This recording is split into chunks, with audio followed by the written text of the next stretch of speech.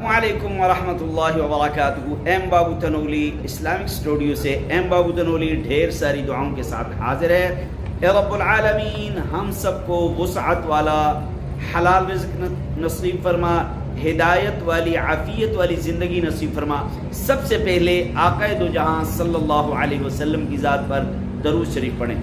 अल्लाहुम्मा सल्लि अला मुहम्मदिन व अला आलि मुहम्मद कमा सल्लैता अला इब्राहीम व अला आलि इब्राहीम इन्नका हमीदुम मजीद।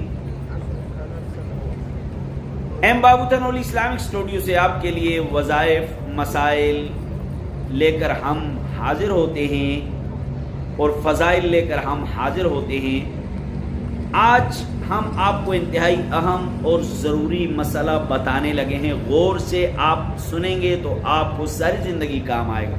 अगर आप वीडियो को स्किप कर देंगे तो आपको समझ नहीं आएगी। सवाल पूछा गया है कि क्या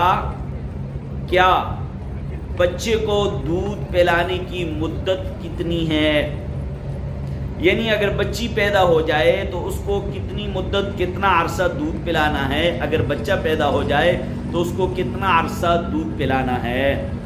बाज़ लोग कहते हैं कि बच्ची की मुद्दत पौने 2 साल है, बाज़ लोग कहते हैं बच्चे की मुद्दत 2 साल है। लेकिन आप अच्छी तरह ज़हन नशीन कर लीजिए, समझ लीजिए और अच्छी तरह सुन लीजिए। कुरान के अंदर फरमाया है हौलैनी कामिलैनी लिमन अरादा अन युतिम्मर रज़ा। जो आदमी चाहता है कि वो दूध पिलाने की मुद्दत को पूरा करे, उसके लिए 2 साल दूध पिलाना है। कितना?